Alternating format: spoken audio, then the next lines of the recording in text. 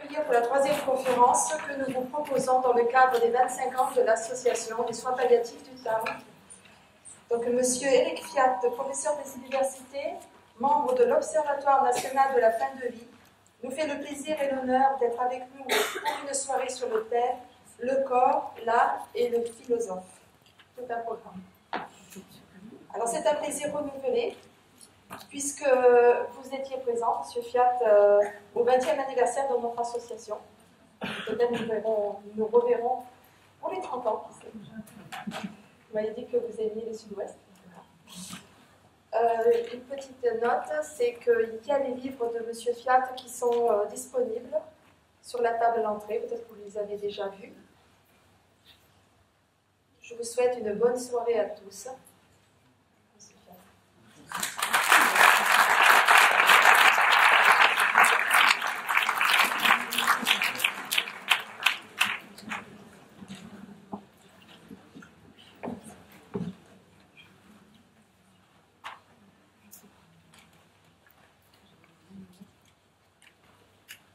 La France est quand même peut-être un pays assez extraordinaire.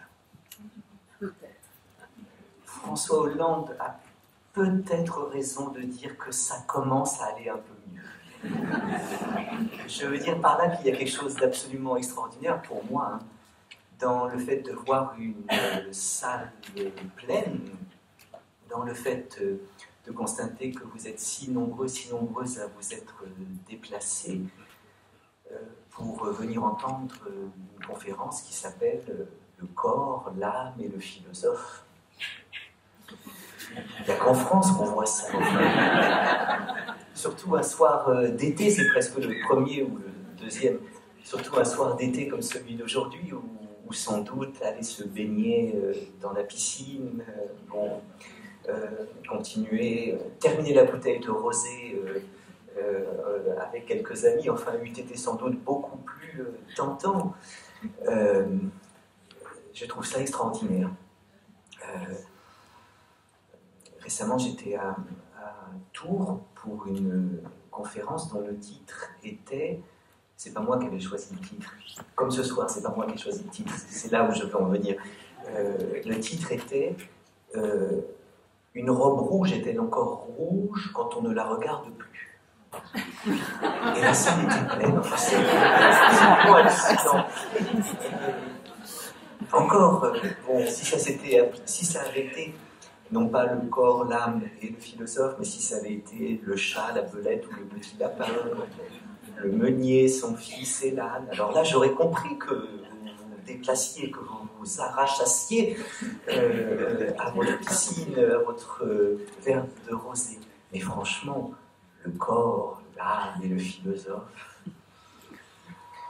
En plus, cette causerie vespérale, soyez pas impressionnés, causerie vespérale, ça veut dire une conférence qui a lieu le soir.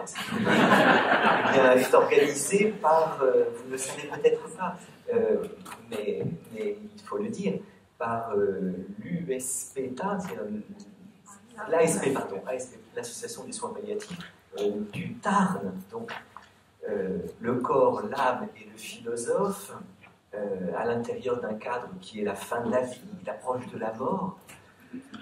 Oh, chapeau bas. Et donc c'est un peu pour moi un défi que de devoir vous parler ce soir de ces sujets qui n'ont rien de très drôle a priori. Et que voulez-vous, les défis comme les gants sont faits pour être relevés. Et de même qu'on ne serait pas un gentleman si on ne relevait pas le gant qu'aurait fait tomber à ses pieds quelques princesses. Et bien de même, on ne serait pas un philosophe si on n'essayait pas de relever parfois un défi comme celui qui m'a été lancé, c'est-à-dire de vous parler donc du corps, de l'âme et du philosophe. Donc merci beaucoup à vous. Comme la mer est méchante, comme la mort est méchante, comme la mer est parfois méchante quand elle fait sombrer les bateaux corps et âme. Que veut dire cette étonnante expression? Le bateau a sombré corps et âme.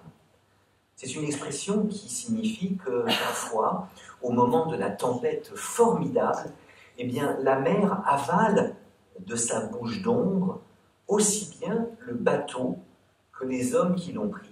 Et le bateau, vous savez, c'est le corps, et les hommes qui ont pris le bateau, ce sont les âmes.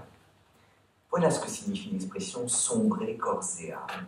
Et en effet, il me faut le dire à ceux qui peut-être bientôt vont s'aventurer sur la mer est parfois très méchante. Il n'est pas rare qu'elle prenne non seulement les petits navires qui n'ont jamais navigué ohé, mais aussi les rafiots burinés comme de vieux buveurs de whisky qui ont bourlingué jusqu'aux mers du Cap Horn et qu'alors elle les avale corps et âme. Que fait la mer quand elle avale un bateau corps et âme? Eh bien, je le reprends, elle ne distingue pas entre le bateau et les hommes qui l'ont pris. Le bateau, c'est le corps, et donc c'est la coque, et tous les appareaux, les mâts, les voiles, les cordages, les capestans. Et les âmes, ce sont les hommes qui l'ont pris, alors bien sûr, les femmes et les enfants d'abord, mais aussi les hommes, les matelots, le second, et enfin le capitaine. Ah oui, la mer est parfois très méchante, qui ne distingue pas toujours entre le corps et les âmes, et qui alors réserve aux âmes le même coquin de sort que celui qu'elle réserve au corps du bateau. Oui, la mer est parfois très méchante. Mais la mort aussi semble parfois très méchante. Il me semble, lorsqu'il m'arrive de regarder le corps mort de quelqu'un que j'ai aimé, eh bien que la mort se conduit un petit peu comme la mer. Il me semble qu'elle avale de sa bouche d'ombre aussi bien le corps que l'âme de celui que j'ai aimé. Le plus croyant d'entre nous est-il certain qu'au moment de la mort, tout ne meurt pas? Le plus espérant d'entre nous est-il assuré qu'au moment de la mort, eh bien, l'âme éventuellement pourrait continuer d'être alors que le corps commence de pourrir? C'est pas sûr du tout. Et même l'Ecclésiaste n'avait aucune assurance à ce sujet. Vous vous souvenez de ce passage de l'Ecclésiaste où l'Ecclésiaste lui-même semble douter qu'au moment où la vie s'achève, eh bien l'âme s'élève alors que le corps descend sous terre. Voilà ce que dit l'Ecclésiaste. Il en va de l'homme comme de la bête. Comme meurt l'un, ainsi meurt l'autre. Tout va en un seul lieu. Tous sont faits de poussière et vont en poussière. Qui peut dire si l'esprit de l'homme s'élève alors que le souffle de la bête descend sous terre? Oui, la mer est parfois très méchante et la mort me paraît souvent très méchante, qui semble ne justement pas distinguer entre le corps et l'âme et qui me semble parfois avaler tout de l'être que j'ai aimé, aussi bien son corps, aussi bien son âme. Je dirais même que la mort me paraît parfois plus méchante que la mer, parce qu'il arrive parfois qu'au moment de la tempête formidable, au moment où la tempête est sur le point d'abîmer le bateau, eh bien, on ait quand même le temps de mettre à l'eau quelques chaloupes, où vont se jeter, bien sûr, les femmes et les enfants d'abord, et puis après le matelot, le second, et le capitaine, enfin. Bref, il arrive parfois que le corps du bateau sombre, mais pas les âmes. Et les âmes, en effet, peuvent être parfois sauvées d'avoir pu quitter le corps du bateau. Mais la mort, elle, y a-t-il la moindre assurance que l'âme ne meurt pas toujours avec le corps? On nous raconte qu'au moment de sa mort, Socrate était très serein, parce que pour Socrate, la mort, c'est le moment où l'âme est enfin débarrassée de cette guenille puante qu'est le corps. Vous savez que Socrate est mort après avoir bu la ciguë. Il avait été condamné injustement par la cité, mais alors que tout le monde pleure au moment où Socrate boit la ciguë, eh bien Socrate paraît très serein, même heureux d'être enfin débarrassé de cette guenille puante qu'est le corps, et on voit Socrate boire la ciguë avec la même joie que le vin qu'il avait bu au moment du banquet. Et cependant, il y a d'autres textes de Platon où on nous dit qu'au moment de sa mort, Socrate a frémi un peu, que Socrate a douté un peu, que Socrate n'était pas si certain qu'au moment de la mort, l'âme continue alors que le corps s'arrête. Sombrer corps et âme. Ah oui, cette formule, en effet, me semble peut-être révélatrice du fait qu'au moment de la mort, eh bien, le corps et l'âme sont inséparables. Ce que peut-être la mort annonce, ce que peut-être le glas de la mort annonce, c'est l'inséparabilité du corps et de l'âme. Regarder quelqu'un qu'on a aimé mort, c'est vraiment avoir l'impression que le corps et l'âme sont unis pour toujours et qu'ils sont inséparables. Un grand poète l'a dit très bien, le poète Philippe Jacotet. Je crois souvent que quand on parle de sujets de ce genre, eh bien, il vaut mieux donner la parole aux écrivains plutôt qu'aux philosophes. Parce que souvent, ils disent les choses mieux, plus joliment, plus rapidement que les philosophes. Je crois que les écrivains sont supérieurs, que la littérature est supérieure à la philosophie, parce que souvent, elle dit les choses avec plus d'élégance, sans jargon, et de manière beaucoup plus convaincante et plus belle que les philosophes. En même temps, j'ai envie de dire que la philosophie est quand même supérieure à la littérature, parce que la philosophie sait que la littérature est supérieure à la philosophie, alors que la littérature ne sait pas grand-chose de la philosophie littéraire. Elle a peur des philosophes, alors que les philosophes n'ont pas peur du littéraire. Mais enfin, le poète Philippe Jacotet, eh bien, nous parle un petit peu de l'impression qu'il a eue regardant quelqu'un qui allait mourir et regardant quelqu'un qui est mort. Et ces textes sont bouleversants. Vous trouverez ça dans un recueil de poèmes qui s'appelle « Chant d'en bas ». C'est déjà tout un programme. Chant d'en bas. Là, on est donc dans l'abîme, et pourtant peut-être qu'on peut encore chanter. C'est quand même difficile. Et voilà ce qu'écrit Jacotet, regardant la fin de la vie de son père. On le déchire, on l'arrache. Son corps ne pèse presque plus. Même lorsqu'il est face à nous, on a l'impression qu'il nous tourne le dos. Le voilà de nouveau faible enfonçon sur le lit de nouveau trop grand, sans même le secours des larmes. Un enfançon, c'est un petit enfant, hein, parce qu'un limaçon, c'est une petite limace. Donc, oui. Et il ajoute, on le déchire, on l'arrache. Si c'était la cage du corps qui se brisait, si c'était l'autre naissance, l'âme passerait par le chat de la plaie, on entrerait vivant dans l'éternel. Accoucheuse si calme, si sévère, avez-vous entendu le cri d'une nouvelle vie? Vous voyez, ça c'est l'espoir qu'on a parfois.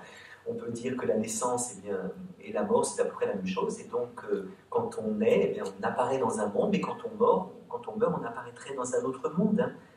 Si c'était la cage du corps qui se brisait, si c'était l'autre naissance, l'âme passerait par le chat de la plaie, on entrerait vivant dans l'éternel. Accoucheuse si calme et si sévère, avez-vous entendu le cri d'une nouvelle vie? Il y aurait des sages-femmes qui nous aideraient à venir dans ce monde, et puis, je ne sais pas comment les appeler, mais enfin, il y aurait des parcs, des sages-parcs, qui nous aideraient à passer dans l'autre monde. Ça, c'est l'espoir de Jacotet quand il regarde son père qui va bientôt mourir. L'espoir que la submersion du corps n'entraîne pas la submersion de l'âme. Mais à la strophe suivante, Jacotet dit « Moi, je n'ai vu que cire qui perdait sa flamme, et pas la place entre ses lèvres sèches pour l'envol d'aucun oiseau. » C'est magnifique et bouleversant. Moi, je n'ai vu que cire qui perdait sa flamme, et pas la place entre ses lèvres sèches pour l'envol d'aucun oiseau. Et Jacotet de décrire encore de manière en effet bouleversante les impressions qui sont les siennes lorsque il va regarder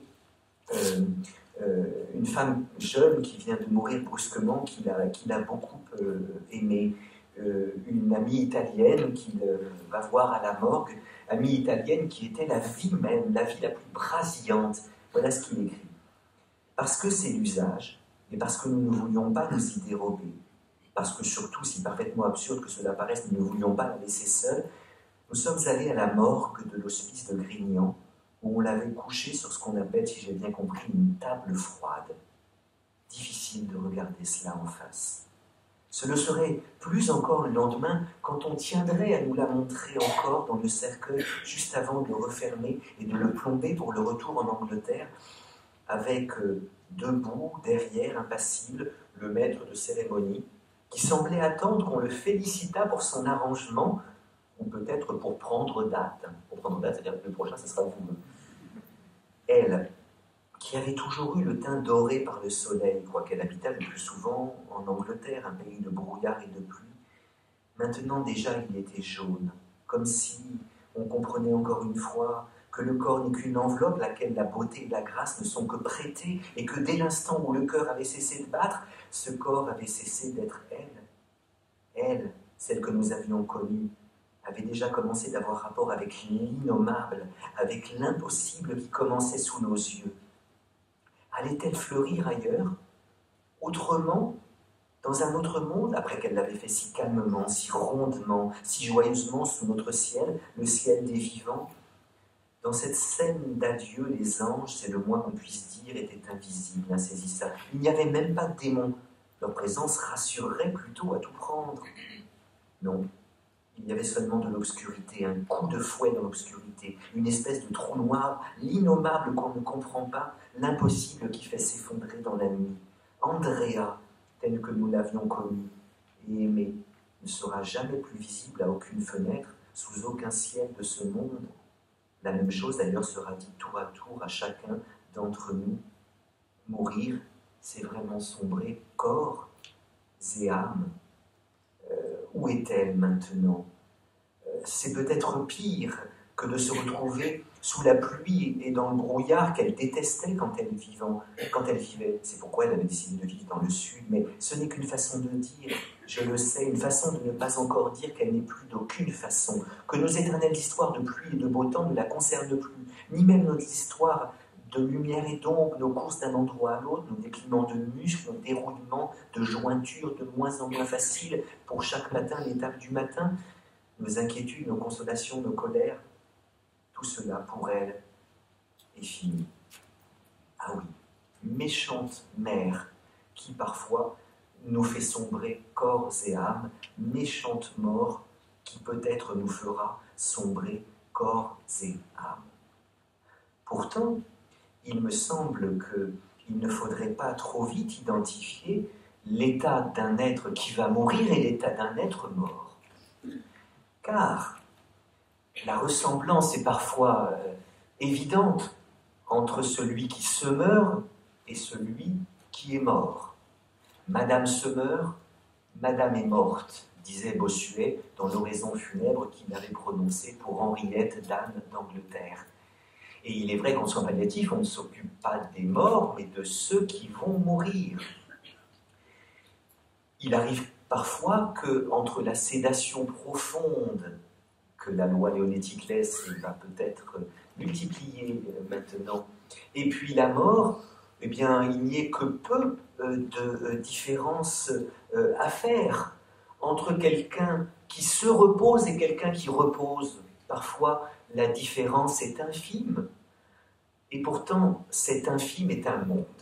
Et j'aimerais en effet dire qu'avant que nous ne s'oublions corps et âme, eh bien, tant que nous ne sommes pas morts, nous restons en effet capables encore de possible.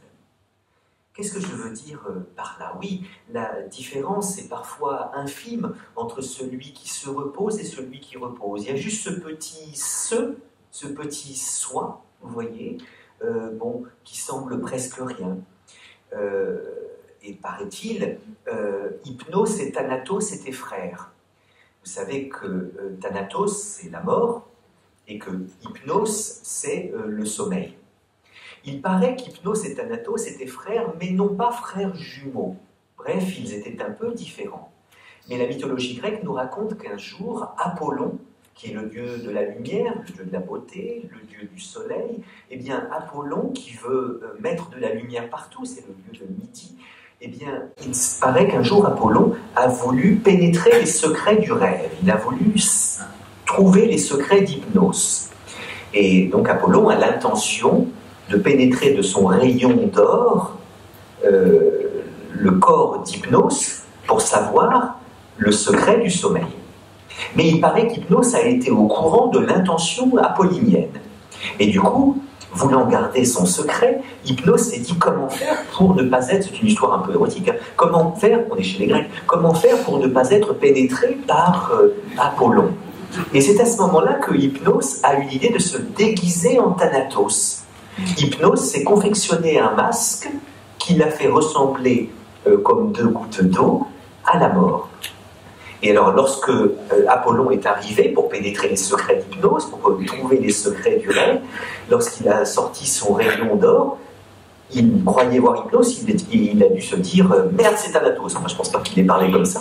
Et à ce moment-là, il a laissé tomber. Parce que le dieu soleil, le dieu de la connaissance, sait bien qu'on ne saura jamais le secret de la mort. Il paraît que c'est depuis ce jour-là qu'il y a une étrange ressemblance entre l'homme qui dort et l'homme mort, entre l'homme qui se repose et l'homme qui repose. Pourtant, cette étrange ressemblance, eh bien, ne doit pas être comprise du tout comme une identité, car il me paraît que il y a un abîme entre quelqu'un qui est presque mort et quelqu'un qui est mort, entre quelqu'un qui se repose et quelqu'un qui repose, entre quelqu'un qui se meurt et quelqu'un qui est mort. Heidegger nous le suggère magnifiquement dans Sein und Sein, dans Être et Temps, lorsque Heidegger nous dit que la mort, c'est l'impossibilité du possible. Alors, Heidegger dit plus précisément que la mort, c'est à la fois l'impossibilité du possible et la possibilité de l'impossible. En allemand, ce genre de formule, ça se dit au minimum, der Tod ist der Unmöglichkeit der Möglichkeit und der Möglichkeit der Unmöglichkeit. Genre de formule qui rend les gens fous. Hein. Je me suis toujours demandé pourquoi il y avait dans le monde des gens qui passent leur temps à tourner sur eux-mêmes, on appelle ça des derviches tourneurs. Hein. À mon avis, les derviches tourneurs, c'était des gens aussi sains de corps et d'âme que vous et moi, en tout cas que vous, parce que moi, bon, qui un jour ont lu cette formule de Heidegger. Et depuis, ils tournent en rond, parce que franchement, la mort, c'est l'impossibilité du possible et la possibilité de l'impossible. C'est prodigieux, c'est effrayant. J'ai depuis quelques mois le grand désir d'un dialogue philosophique entre Fabrice Lucchini et Johnny Hallyday, ils sont très amis, hein, où Lucchini essaierait, lui qui lit, les philosophes, essaierait d'expliquer à son copain Johnny une formule de ce genre. Oh, la mort, c'est comment tu dis? C'est le oh Marie, c'est quoi? Donc, et Lucchini qui essaie, étant Johnny, la mort, c'est pas compliqué. La mort, c'est l'impossibilité du possible. Je comprends pas du tout. Pourtant, qu'est-ce que ça veut dire? Ça veut dire que tant qu'il y a de la vie, il y a du possible. Si la mort, c'est l'impossibilité du possible, c'est parce que tant qu'il y a de la vie, il y a du possible, et quand il y aura la mort, il n'y en aura plus. Oh, qu'est-ce que ça veut dire? Eh bien, tant qu'il y a de la vie, il y a du possible. En ce sens que, moi qui suis vivant, eh bien, dans les secondes qui viennent, je peux faire une infinité de choses. Oh, pas une infinité, parce que ma nature me limite et que la nature ne m'a pas donné le don du vol, le don d'invisibilité et le don d'ubiquité. Je ne peux pas, dans les secondes qui viennent, m'envoler dans les airs comme pourrait faire un oiseau. Je ne peux pas, dans les secondes qui viennent, me rendre invisible comme le personnage décrit par Platon qui porte l'anneau de Gygès, ou comme ma sorcière bien-aimée après qu'elle l'a désiré. Il m'arrive de souhaiter être invisible lorsque j'ai honte devant les autres ou lorsque j'ai envie de voir quelque chose qui m'intéresse, mais je n'ai pas le don d'invisibilité. Je n'ai pas non plus le don d'ubiquité. Je ne peux pas, dans les secondes qui viennent, à la fois rester ici et aller là-bas, même s'il m'arrive parfois de désirer avoir le don d'ubiquité. Lorsque vous l'avez tous désiré, vous êtes invité à 2 soirées également séduisantes, mais il faut bien choisir, et choisir, c'est mourir un peu. Peut-être avez-vous, tout à l'heure, eu envie d'avoir le don d'ubiquité, vous auriez voulu rester dans la piscine et venir à la conférence, finir votre rosé et venir à la conférence, et là, c'est pas possible. Sauf dans une nouvelle de Marcel Aimé qui est géniale, qui s'appelle Les Sabines, ou une femme qui s'appelle Sabine, ah bah oui, c'est normal, et dans les bras de son amant, elle n'a pas envie de rentrer chez son mari. Ce sont des choses qui arrivent. Donc elle dit à son amoureux, oh, j'aimerais tellement pouvoir me diviser. Une Sabine resterait dans tes bras, mon amour, et puis une autre entrerait chez le cocu. Si vous n'avez jamais eu ce genre de désir, mesdames, mesdemoiselles, vous savez que ça ne marche pas. Et là, tout d'un coup, ça marche. Sabine se divise, elle est toute contente. Et Sabine, ensuite, a un autre amant. Donc elle se divise encore. Et puis Sabine voit à quel point il est intéressant d'être ubiquiste. Ça lui permet à la fois de passer l'aspirateur et de lire Modes et Travaux. Alors, les Sabines se multiplient. Je ne vous raconte pas la fin de la nouvelle de Marcel Aimé qui est géniale. Donc, en effet, je ne peux pas faire une infinité de choses dans les secondes qui viennent, car je n'ai pas le don du vol, je n'ai pas le don d'invisibilité, je n'ai pas le don d'ubiquité. Cependant, à l'intérieur des quelques limites que la nature m'a fixées, j'ai une quasi-infinité de possibles. Dans les secondes qui viennent, je peux rester assis ou je peux m'asseoir. Je peux continuer de parler ou me taire. Je vais parler encore un peu. Je peux rester courtois, respectueux, convenable, ou me mettre à faire n'importe quoi, me renverser une bouteille d'eau sur la tête, m'arracher les cheveux, me mettre tout nu, uriner devant vous. Sûrement, je ne fais rien de tout ça, mais je peux le faire. Car tant qu'il y a de la vie, il y a du possible. En revanche, quand je serai mort, je ne pourrai plus rester assis ou m'asseoir, parler ou me taire, être convenable ou être inconvenant. Voilà pourquoi Heidegger dit que la mort, c'est l'impossibilité du possible.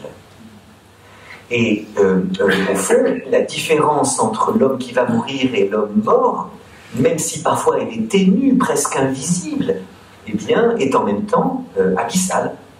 Et c'est au fond ce à quoi un autre immense poète, Arthur Rimbaud, rend hommage dans Le Dormeur du Val. C'est un trou de verdure où chante une rivière, où le soleil de la montagne fière luit. C'est un petit val qui mousse de rayons, un soldat jeune, bouche ouverte, tête nue, et la nuque baignant dans le frais cresson bleu, dort. Il est étendu dans l'herbe sous la nue, pâle dans son hiver où la lumière pleut. Les pieds dans les glaïeuls, il dort, souriant comme sourirait un enfant malade. Il fait un somme, nature, berce-le chaudement, il a froid. Les parfums ne font pas frissonner sa narine. Il dort dans le soleil, la main sur sa poitrine, tranquille. Il a 2 trous rouges au côté droit. Eh bien, voilà, on voudrait qu'il dorme, mais il est mort. On voudrait qu'il se repose, mais il repose. C'est ce poème-là, et puis aussi Le petit cheval dans le mauvais temps, qui m'ont fait, quand j'étais enfant, comprendre ce qu'est la mort. Et ma mère se souvient encore de l'enfant inconsolable que j'étais, j'ai pas beaucoup changé à ce sujet d'ailleurs, à la pensée de la mort du petit soldat de Rimbaud et à la mort du petit cheval dans le mauvais temps. Vous savez, celui qui avait toujours du courage, il est mort par un éclair blanc un jour. Et oui, voilà, la différence est abyssale entre celui qui se repose et celui qui repose. Car en effet, tant qu'il n'est pas mort, eh bien en effet, il sent encore le monde. Les parfums font frissonner sa narine. Il a froid, il peut sourire comme un enfant malade, il dort, mais lorsqu'il sera mort, il ne dormira plus, il ne sourira plus comme un enfant malade, il n'aura plus froid, les parfums ne feront pas frissonner sa narine. Et il me semble en effet que le mouvement des soins palliatifs est précisément un mouvement qui a pour obsession, au fond, de dire que jusqu'au bout de la vie, eh bien, il y a du possible. C'est sur tous ces possibles qui demeurent en fin de vie que veillent les praticiens des soins palliatifs, qu'ils soient bénévoles ou professionnels, ou frères, ou amis, ou fils. Eh bien, ils veillent sur ce possible qui demeure toujours. Alors, bien sûr, en fin de vie, parfois, l'espace du possible se réduit un peu, voire se réduit de manière drastique. Et en effet, si en fin de vie, vous êtes tétraplégique, vous ne pourrez plus vous lever ou rester assis. Si en fin de vie, vous êtes rendu aphasique par un AVC ou par Alzheimer, vous n'aurez plus la possibilité, le possible, de parler ou de vous taire. Si en fin de vie, vous êtes désinhibé par quelques désordres fronto-temporaux, eh bien, vous n'aurez plus la possibilité d'être courtois ou discourtois. Alors, il y a toute une ambivalence chez les amis du Grand Jacques actuellement. Est-ce qu'il perd complètement la tête, comme Bernadette pense, à tel point qu'elle veut le mettre carrément dans une maison, parce que c'est devenu impossible, ou bien est-ce qu'il le fait un peu exprès? Il y a tout, vous savez, ils se vouvoyaient, les Chirac. Chirac qui tutoyait assez facilement les gens, il vous voit Bernadette, il voyait Bernadette. Il paraît que maintenant il se met à tutoyer. Et alors les amis de Chirac disent qu'en fait il règle peut-être ses comptes avec Bernadette en faisant des choses inconvenantes. Bon, une dernière sortie de Chirac, c'était un concert de musique classique pour sa fondation, et il ne s'intéresse pas du tout à la musique classique. En plus il est sourd, donc il était au premier rang. Et tout d'un coup, il se met à parler très fort à Debré en disant « T'as vu la violoniste, là? Elle est pas mal, etc.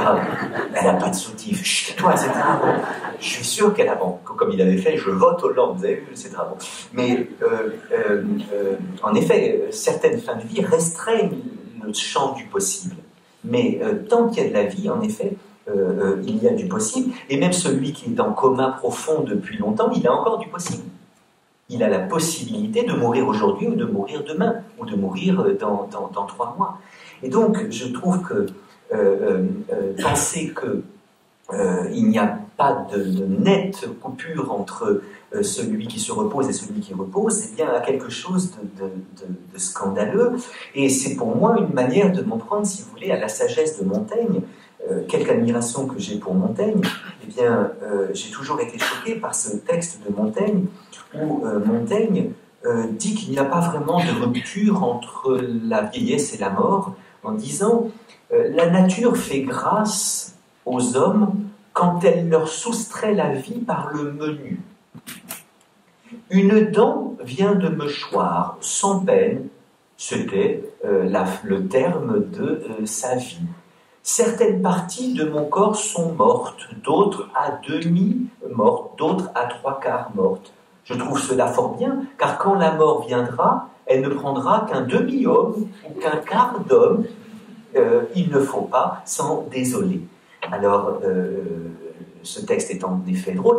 Plus près de nous, pour nous faire rire un peu peut-être, mais avec un rire triste aussi, Albert Cohen disait que la mort, que la vieillesse, c'est une mort par petits morceaux. Hein. Et il est vrai que par l'adjectif petit, il veut un peu euphémiser, hein, lithotiser, édulcorer ce qu'il y a de terrible dans la mort, parce qu'évidemment notre sympathie va plus aux petits commerçants qu'aux grossistes. Hein. Et donc, voilà, la vieillesse, c'est déjà une préparation de la mort, donc la mort n'est pas une rupture.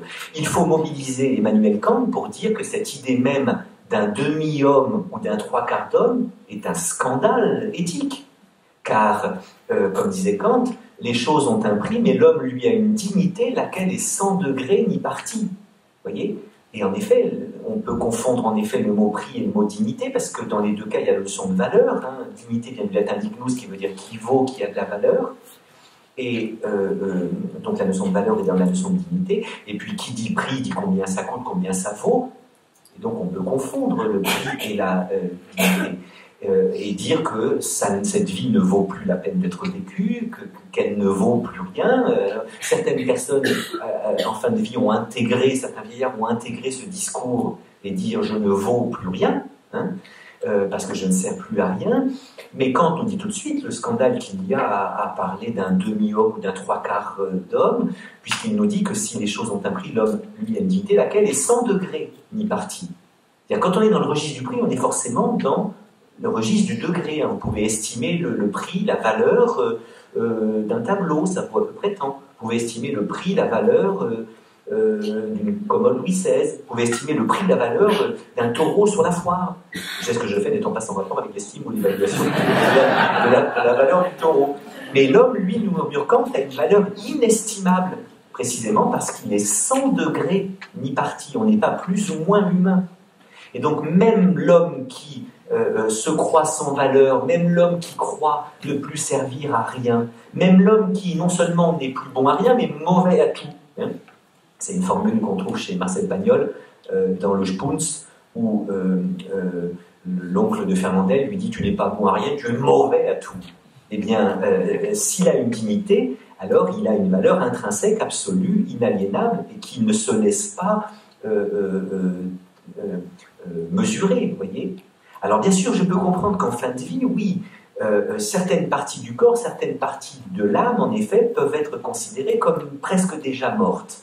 Et vous avez en effet ce bras mort qui ne répond plus de l'hémiplégique, vous voyez. Vous avez ces raideurs, ces duretés du corps qui ne répondent plus à la volonté. Hegel disait que la vie, la bonne santé, c'est la fluide activité du tout.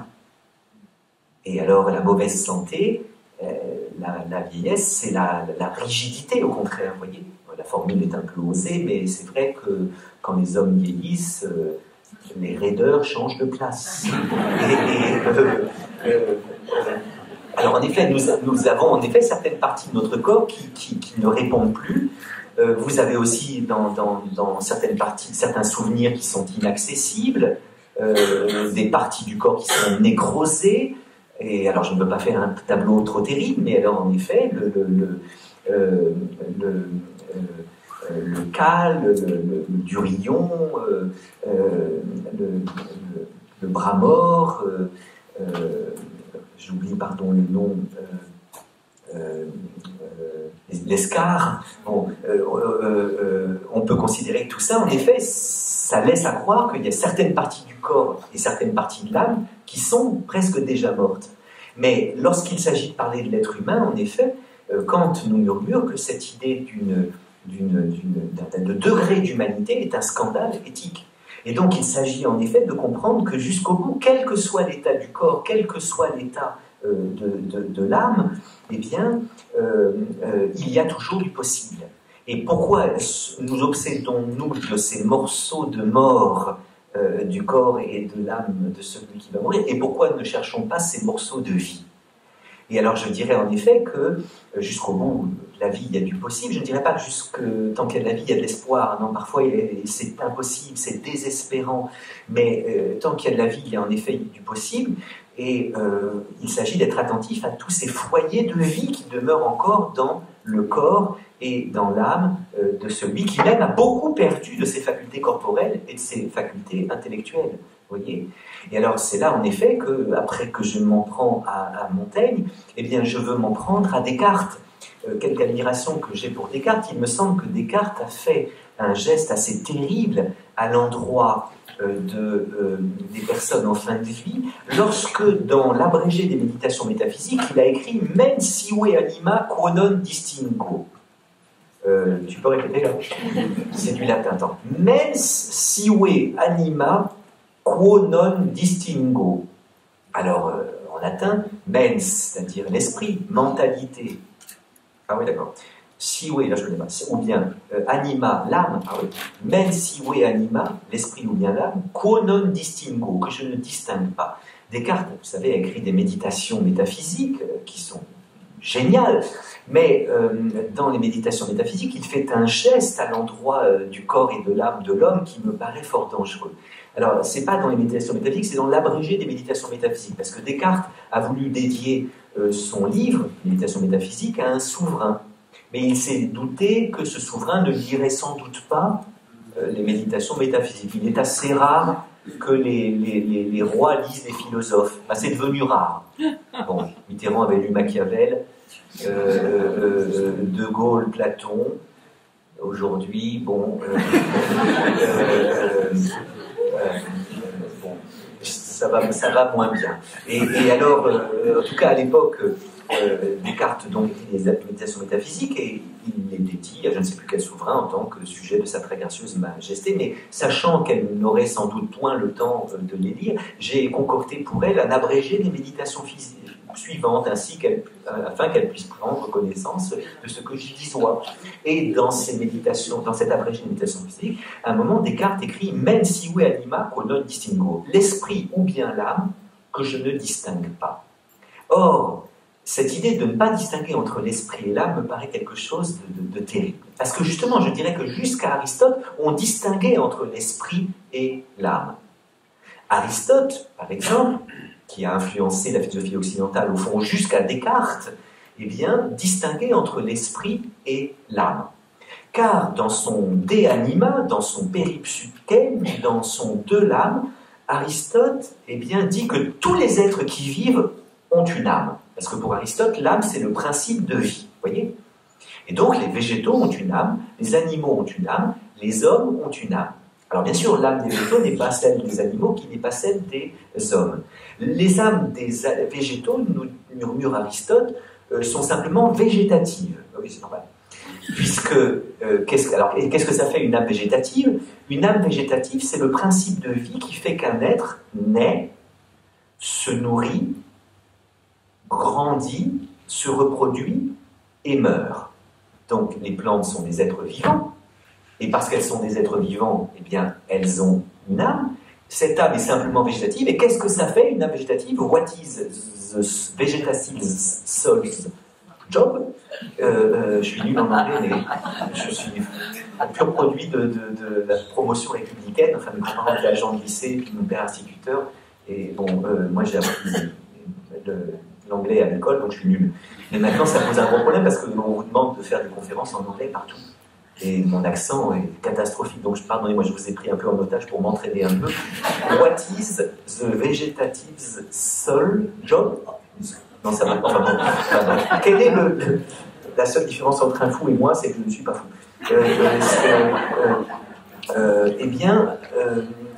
C'est une âme végétative, c'est le principe qui fait qu'un être naît, se nourrit, croît, se reproduit et meurt.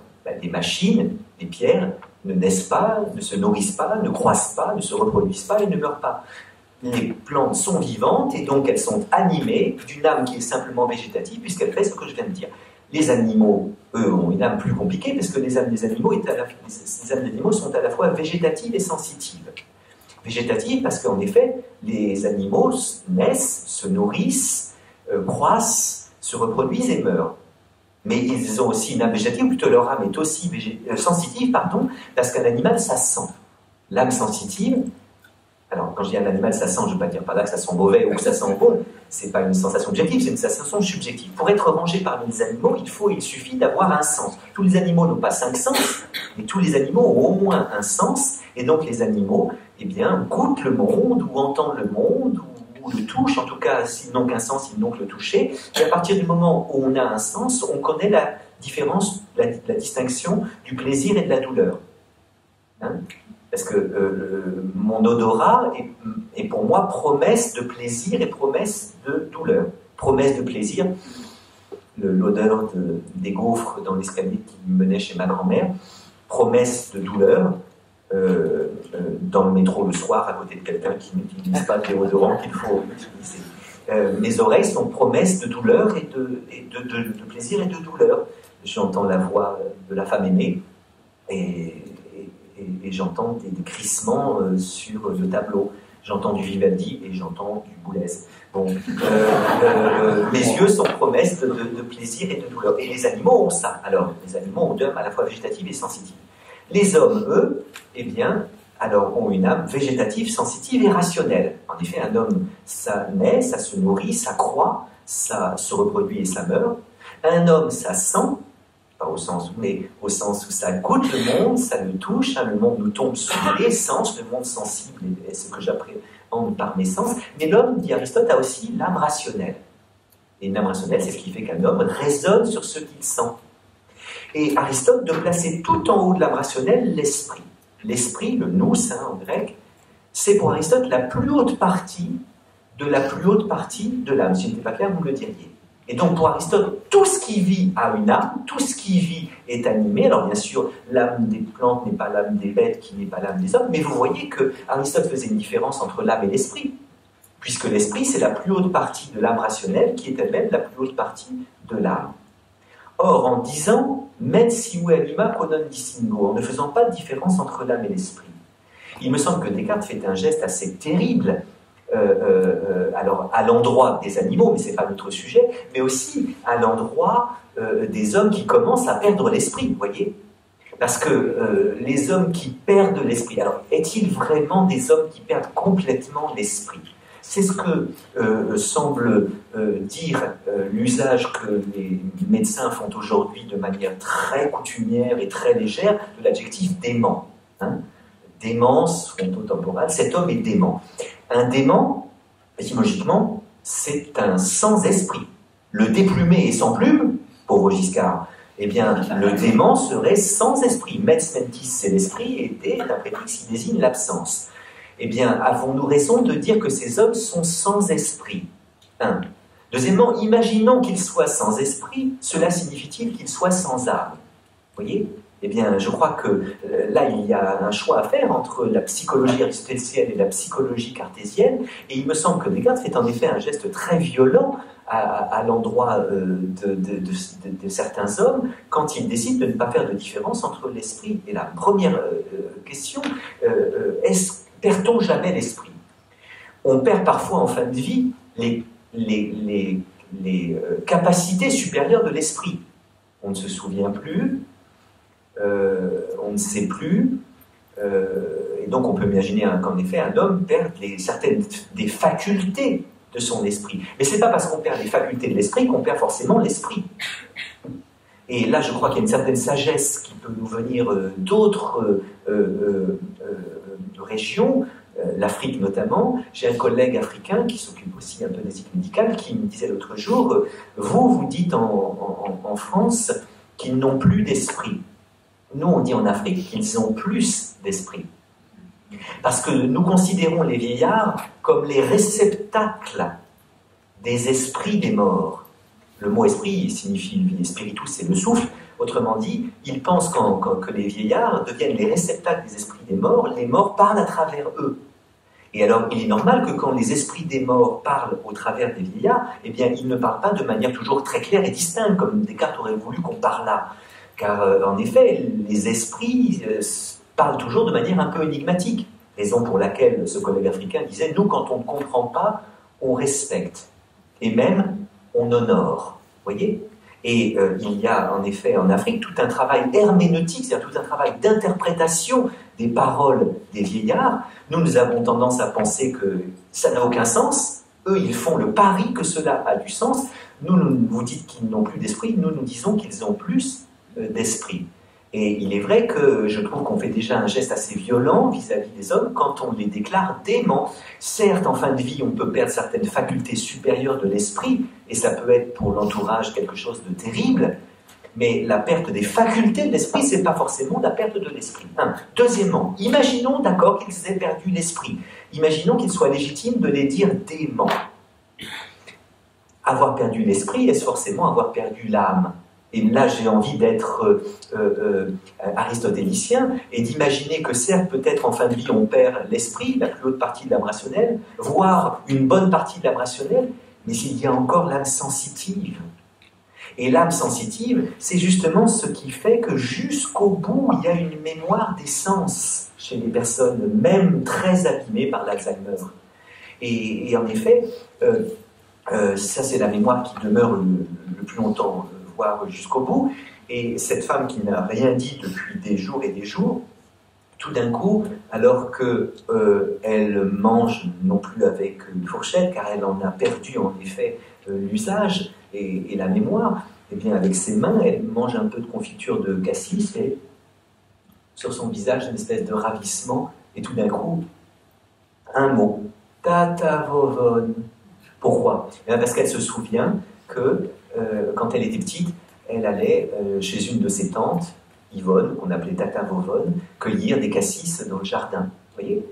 Vous avez aussi, et là c'est plus douloureux, cette vieille dame qui hurle au moment où l'aide-soignante approche le gant pour la laver, et on ne comprend pas pourquoi, mais c'est peut-être parce que malgré la perte des facultés supérieures de l'esprit, voire de l'âme rationnelle, il y a encore une mémoire sensible, car cette main qui s'approche lui rappelle la main d'un tonton qui avait les mains baladeuses et qui, quand elle avait 13-14 ans, la touchait. Résultat, elle hurle, vous voyez, au moment où on approche la main.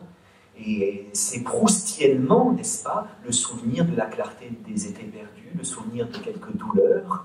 Et donc, je crois en effet que le geste cartésien qui consiste à ne pas vouloir distinguer entre l'esprit et l'âme est ce qui nous prive en effet de la capacité d'être attentif à tous ces possibles qui demeurent même jusqu'au bout. Voyez. Et être attentif à tous ces possibles, c'est au fond, voilà, je le répète, maintenir le fait que c'est tout autre chose que de se reposer et de reposer. Qu'il y a un abîme entre la fin de vie et la vie, entre celui qui se meurt et celui qui est mort. Je ne veux pas par là, comment dirais-je, minimiser ce qu'il peut y avoir en effet de très douloureux en fin de vie. Mais je pose en effet qu'il reste en effet des êtres doués d'âme, et puis alors des êtres en effet dont le corps parle parfois quand l'âme ne le peut plus. Paul Ricoeur disait que ce qui faisait l'essence d'un homme, c'est la capacité qu'il a de raconter sa vie, ce qu'il appelle l'identité narrative. Alors, cependant, il arrive parfois qu'en fin de vie, on ne puisse plus raconter en effet ce que l'on a vécu. Mais le corps le porte encore, vous voyez. Le corps se souvient peut-être de la totalité de la vie, et il s'agit au fond, comme Brel nous y invitait, d'écouter ce que leurs pauvres mains racontent. Vous vous souvenez de cette chanson terrible, hein, chez ces gens-là. Chez ces gens-là, on ne vit pas monsieur, on compte. Et il parle de la pauvre vieille. Tout le monde attend qu'elle crève, la vieille, puisque c'est elle qui a l'oseille, et plus personne n'écoute ce que ces pauvres mains racontent. Parfois, c'est simplement les mains qui continuent de parler, le corps qui continue de parler, et ces mains ont beaucoup à nous dire. Vous savez, ces mains, en effet, à la fois racornies par l'âge, durcies par l'âge, et en même temps au creux desquelles on trouve un étrange point de douceur, hein, comme une neige à peine fondue. Lorsqu'en effet on ne peut plus parler, eh bien, soyons attentifs à ce corps, en effet, qui continue de parler jusqu'au bout. Je le répète, je ne veux pas nier les douleurs, en effet, terribles, en particulier pour l'entourage, qui peuvent accompagner la fin de vie lorsque l'on voit en effet quelqu'un qui nous semble en train de sombrer corps et âme. Il y a en effet toujours du possible en fin de vie, mais je dois admettre que parfois on peut comprendre que ce soit impossible, insupportable. Je veux dire par là que, oui, là encore, Jacques Hottel nous dit que parfois on est dans l'impossible, déjà en fin de vie, au sens où c'est insupportable de le voir si abîmé dans son corps, si abîmé dans son âme. Hein. Parler, disait encore Jacques Hottel, est chose facile et demande peu d'efforts. J'aurais beau écrire sans S-A-N-G du début à la fin de la page, elle n'en sera ni tachée, ni moi blessée. Aussi arrive-t-il qu'on prenne ce jeu d'écriture et de parole en horreur, et qu'on ne comprenne plus ce qu'on avait voulu faire en y jouant, alors qu'il faudrait peut-être utiliser le peu de temps et de force qui nous reste pour accompagner celui qui souffre vraiment. Lorsque je regarde l'aîné parti si loin, je me demande ce qui peut le suivre. Ni la plus belle des pensées, ni la plus belle des images, plutôt le linge et l'eau changés, la main qui veille et le cœur endurant. Eh bien, parfois, en fin de vie, c'est très difficile d'avoir le cœur endurant, de continuer à changer le linge et l'eau quand on a vraiment l'impression que l'autre a déjà un pied dans la tombe, c'est-à-dire qu'il a déjà sombré corps et âme. Vous voyez, parfois, il est devenu difficile, en effet, d'être attentif à tous ces possibles dont je faisais la réclame tout à l'heure, parce que l'on peut comprendre que c'est impossible. C'est insupportable, impossible, aussi bien pour la personne qui va bientôt mourir, que pour son entourage familial, que pour son entourage soignant, vous voyez. Et en effet, l'idée possible est une idée qui est connexe avec l'idée de jeu. Hein, les bricoleurs, moi j'ai envie de dire que ce que nous devons faire, c'est essayer de jouer avec ces parties de vie qui continuent d'être là, avec ces possibles qui demeurent encore. Je peux comprendre que parfois on n'ait plus envie de jouer, voire on ne puisse plus jouer. Et c'est peut-être la seule définition un peu sérieuse de la souffrance, ne plus pouvoir jouer. Souffrir, c'est ne plus pouvoir jouer. Et je dirais en effet que dans la vie courante, nous passons notre temps à jouer. La vie sociale est un espace dans lequel la vie est plutôt jouée que véritablement vécue. Je veux dire par là que nous passons notre temps à jouer en société, et que tout vêtement est un déguisement, par exemple. Nous serions au jour de carnaval, et la moitié de la salle serait venue avec les mêmes vêtements que la veille, et l'autre partie de la salle avec des déguisements. Hein. Vous seriez venu avec une toge romaine, avec une robe du temps de Louis XIII, ça vous irait très bien.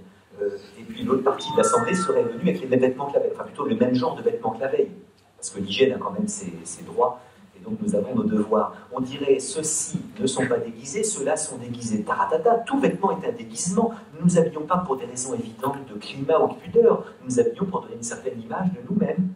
Et nous avons choisi une cravate pour avoir l'air sérieux, ou la non-cravate pour avoir l'air cool.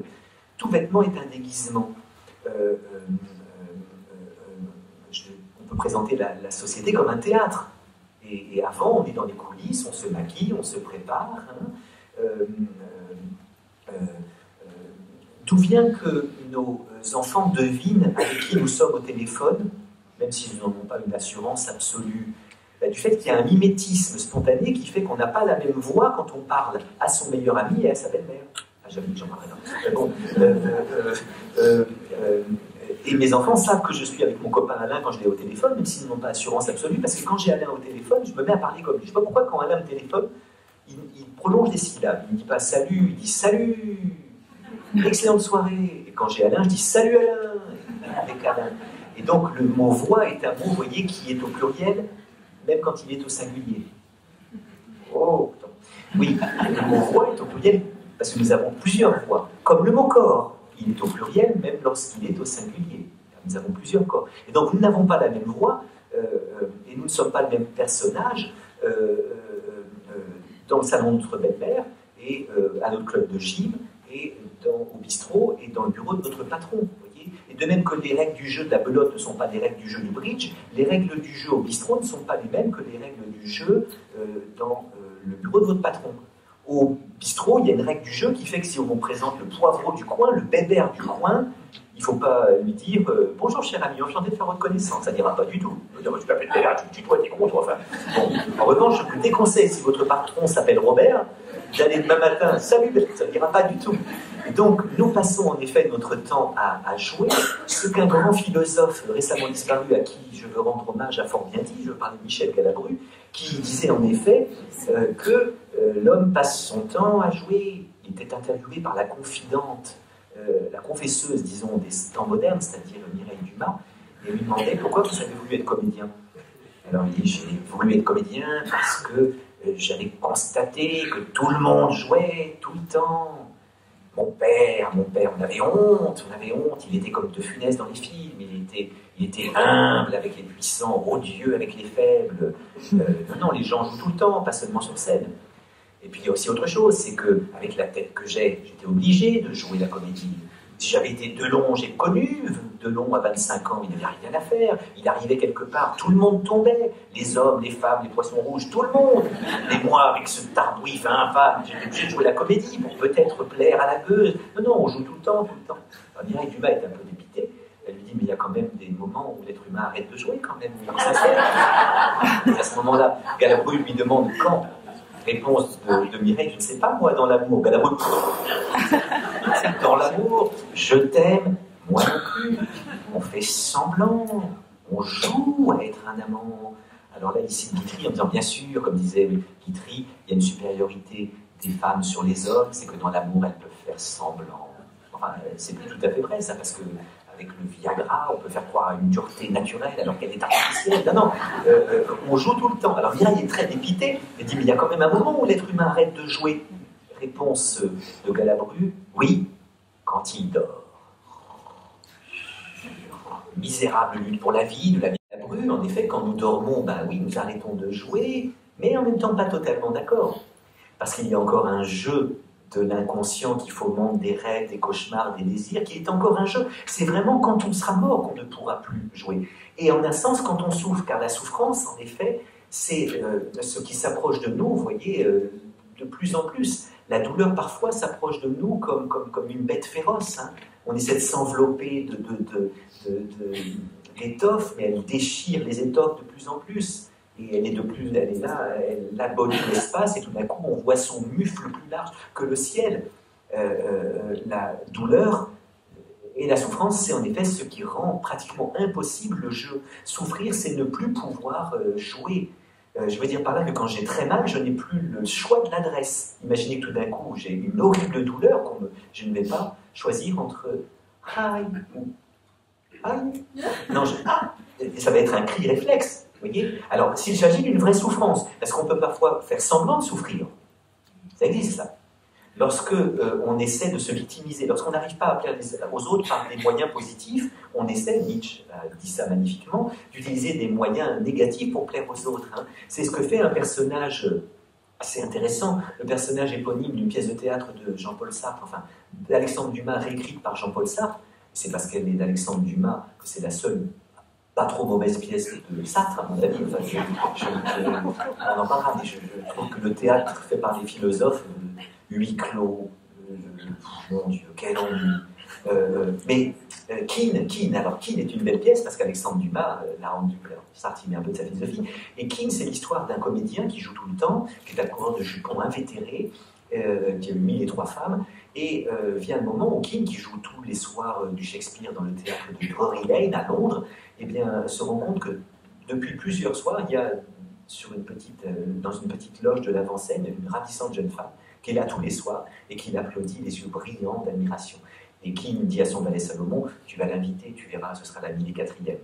Et elle arrive dans la loge de Kean, très impressionnée. Kean lui fait son numéro habituel, et au moment où il essaie de l'embrasser, elle se dérobe. Et Kean n'a pas l'habitude qu'on se dérobe, donc il est un peu surpris. Elle lui dit, mais non, Kean, si je me donne à vous, je serai la 1004e et vous m'oublierez très vite. Et d'abord, tout est si facile pour le grand Kean. Et Kean, à ce moment-là, se dit qu'il faut qu'il change de stratégie.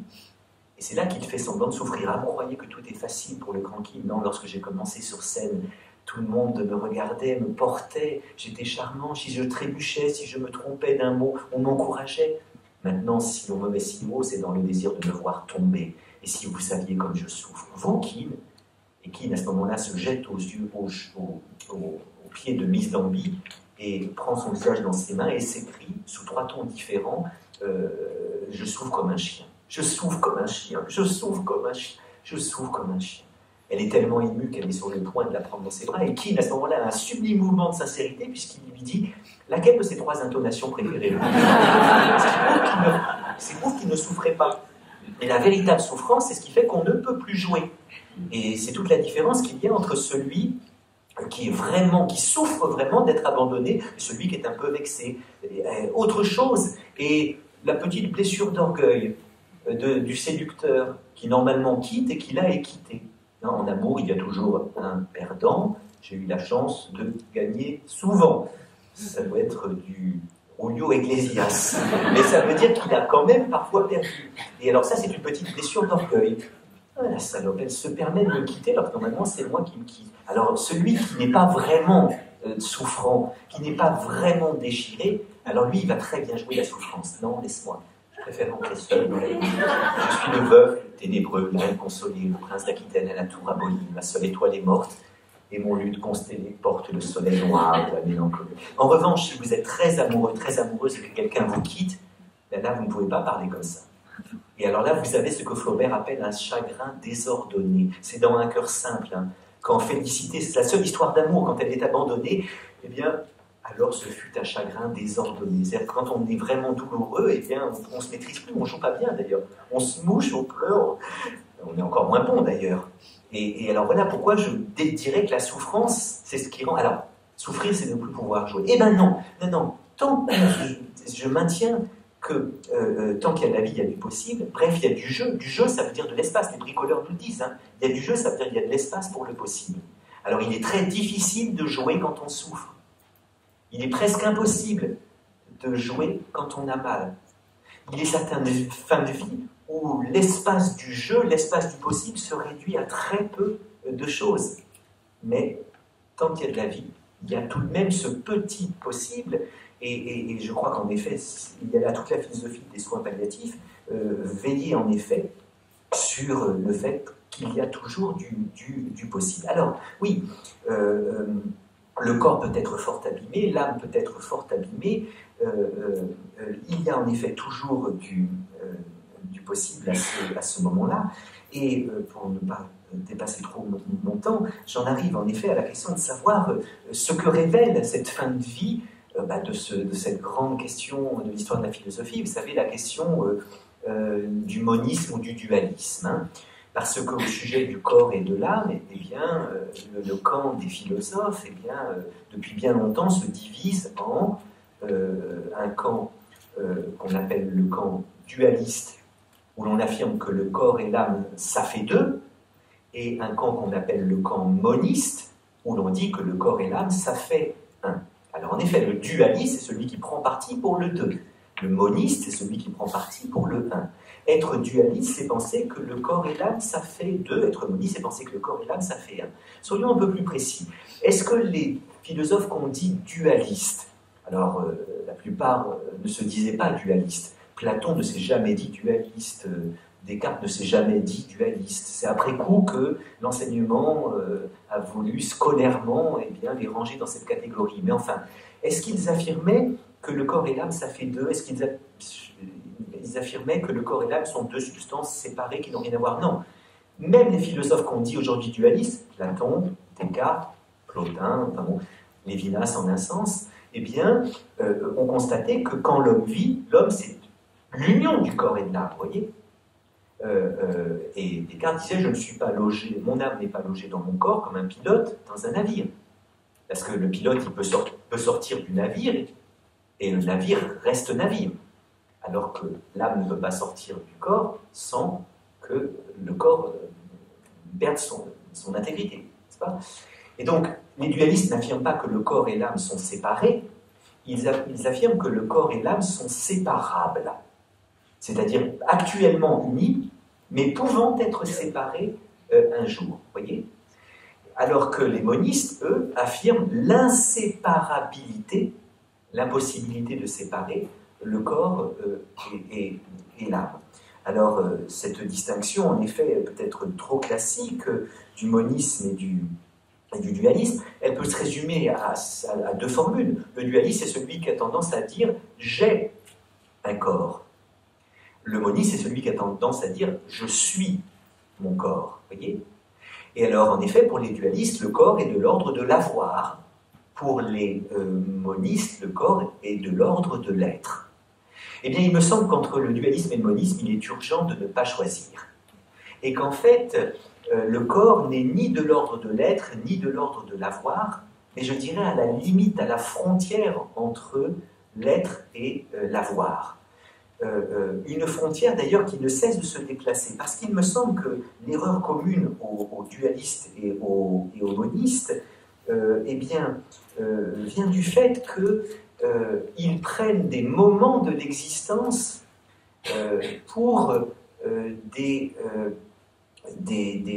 vérités éternelles. Je veux dire par là que le rapport que nous avons à notre corps ne cesse de varier selon les moments de la journée. Et il y a des moments de ma journée où j'ai l'impression que j'ai un corps, que donc je deviens à ce moment-là un peu dualiste, voyez, je regarde mon corps comme quelque chose que je ne suis pas mais que j'ai. Mais il y a d'autres moments de ma journée où j'ai l'impression que je suis mon corps. Et alors, je disais plus haut que le mot « voix » est au pluriel même quand il est au singulier. Le mot « corps » lui-même est au pluriel même quand il est singulier, car nous n'avons pas qu'un corps.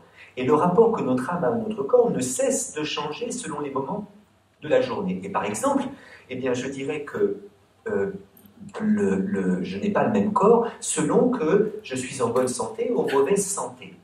Car quand je suis en bonne santé, quand tout fonctionne bien, quand je bénéficie de ce que Hegel appelait, comme je le disais plus haut, de la fluide activité du tout, vous voyez, tous les organes font silencieusement leur travail au service de la totalité du corps. Eh bien, à ce moment-là, je peux être tenté d'être dualiste, parce que je dirais que la bonne santé, c'est la possibilité d'oublier le corps. Quand votre corps fonctionne très bien, eh bien, vous avez le loisir d'y penser ou de n'y point penser. Le corps en bonne santé, c'est le corps oubliable. Je ne dis pas oublier, hein, parce que vous pouvez, si vous le voulez, tout d'un coup, faire attention à votre corps et être très joyeux de voir qu'il fonctionne bien, hein, de pouvoir, éventuellement, de constater la belle maîtrise que vous avez de votre éructation. Lorsque vous faites un concours d'euro dans les vestiaires de votre club de gym. Enfin, bon, je ne vais pas parler d'autres concours, non, mon Dieu. Mais éventuellement, l'homme peut être très content de voir, non pas la belle maîtrise, parce que ça ne se maîtrise pas, mais il peut être content de penser à la belle rigidité de son érection, des choses comme ça. Bon, ça fonctionne bien. Mais disons que quand on est en bonne santé, on a le choix, on a le loisir, soit de penser à son corps, soit de n'y point penser. En revanche, quand on a très mal, eh bien, on n'a plus le loisir de penser à son corps ou de n'y point penser, vous voyez. Le corps en bonne santé, c'est le corps oubliable. Le corps en mauvaise santé, le corps souffrant, c'est le corps inoubliable. Et si vous avez très très mal au pied, vous ne pouvez pas oublier votre pied. Alors que, précisément, lorsque vous n'avez pas mal au pied, vous pouvez éventuellement n'y point penser. Et donc, je dirais que lorsque notre corps va très bien, on peut être tenté par le dualisme et considérer qu'on a un corps comme on a un vêtement. C'est un peu ce que le stoïcisme nous invitait à faire. Hein. Que suis-je? Un corps, des biens, une réputation? Rien de tout cela. Je suis une âme douée de raison. Et quand Épictète dit ça, ça veut dire quoi? Que suis-je? Un corps, des biens, une réputation? Rien de tout cela. Je suis une âme douée de raison. Eh bien, il veut dire, je ne suis pas mon corps, je ne suis pas mes biens, je ne suis pas ma réputation. Vous voyez qu'il met la réputation, les biens et le corps sur le même plan. Et tout ça, ça relève du registre de l'avoir. J'ai une réputation, au village sans prétention, comme disait Brassens, j'ai des biens, bon, j'en ai pas, j'ai un corps beau, en bonne santé, ou laid, en mauvaise santé, mais tout ça, ça n'est pas ce que je suis, c'est simplement ce que j'ai. Alors, moi, je pense que distiller un peu de stoïcisme dans sa vie, ça peut aider, justement, à ne pas trop faire dépendre son bonheur de la réputation qu'on a, à ne pas faire trop dépendre son bonheur de la richesse qu'on a ou qu'on n'a pas, de ne pas trop faire dépendre son bonheur de la beauté ou de la santé de son corps. Mais en même temps, je dirais que quand on a vraiment horriblement mal, on ne peut pas considérer le corps comme quelque chose qu'on a, au même titre qu'on a des biens ou qu'on a une réputation. Alors bien sûr, c'est très bien pour les soignants que vous êtes peut-être, d'avoir affaire à des malades stoïciens, dualistes. Vous arriveriez dans la chambre, ça va, madame machin? Ah bah, mon corps, c'est une véritable horreur, mais moi, ça va très bien parce que je ne suis pas mon corps, j'ai un corps. Bon. Et il me semble que, justement, non, la véritable douleur, c'est ce qui empêche le dualisme. L'homme dualiste, l'homme qui souffre, eh bien, est spontanément moniste parce qu'il sent l'inséparabilité du corps et de l'âme. Hein. Son âme ne peut pas se détacher de son corps en regardant cette guenille puante, souffrante, comme quelque chose d'extérieur. Et donc, la grande erreur et des dualistes et des monistes, c'est de prendre des événements phénoménologiques pour des vérités ontologiques, comme disent les philosophes. C'est-à-dire que le corps nous apparaît, phénoménologie, c'est discours sur ce qui apparaît. Phénomène, c'est l'apparition. La phénoménologie, donc, on peut faire une phénoménologie du corps, c'est-à-dire on va parler des manières que le corps a de se manifester, et le corps se manifeste à certains moments de notre journée comme quelque chose qu'on est, à d'autres moments comme quelque chose qu'on a, voyez.